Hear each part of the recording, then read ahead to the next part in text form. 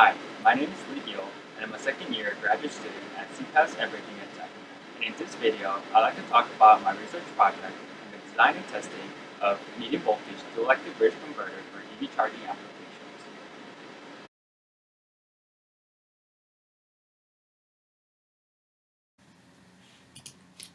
Electric vehicles are quickly evolving in the energy industry with the increased awareness in climate change and environmental effects of burning fossil fuels. There are several recent trends in today's EV market. For one, electric cars are becoming more affordable. Also, electric cars can travel longer distances at a full charge. Consequently, there has been a large growth in electric vehicle sales. The current charging infrastructure, however, might not be suitable for electric vehicles in the future, and therefore there is an immediate need to develop charging technology for the future long-range EVs. The picture shown here is an example of the conventional architecture of a DC fast charger. In this architecture, there is a medium voltage grid connecting a line frequency transformer that steps the voltage down to the acceptable voltage level for residential or industrial buildings.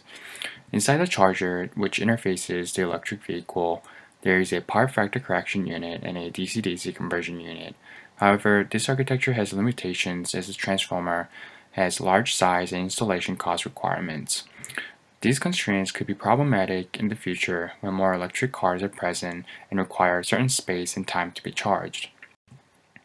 The heavy and bulky transformer can potentially be removed when the conventional charging architecture is replaced by the structure described in the image shown in this slide. In this architecture, the charger can interface the medium voltage grid directly without the transformer.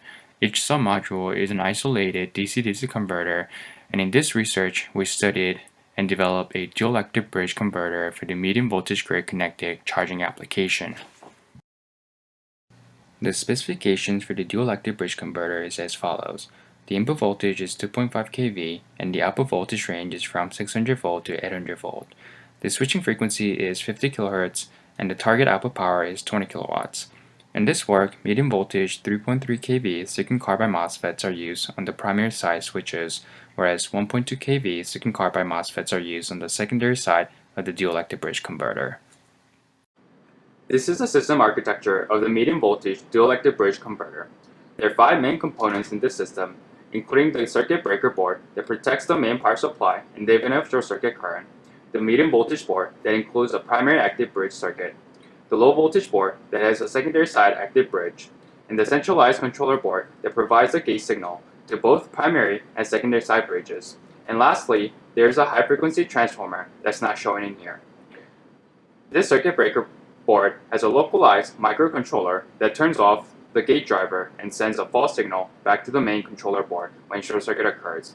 Moreover, it has a current sensor that senses the input current and feeds the sensed information back to the main controller through fiber optics.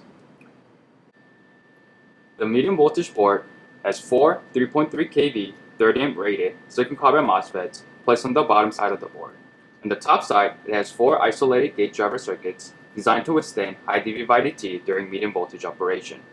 The high side gate drivers have desaturation detection with the false status output going back to the main controller board.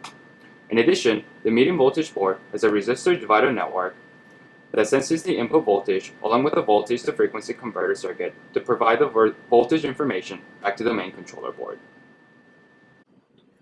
The low voltage board has 2 1.2 kV 200 amp rated silicon carbide power modules from Rome. Each module is driven with a dedicated gate driver board shown in here. The design of the gate driver board is similar to that of the primary switches and has desaturation protection.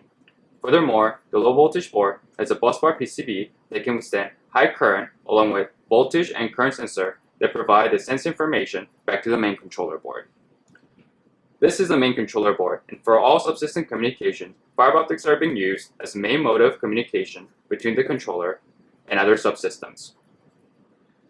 This also provides gate driving signals and takes in short circuit detection false signals and voltage and current signals.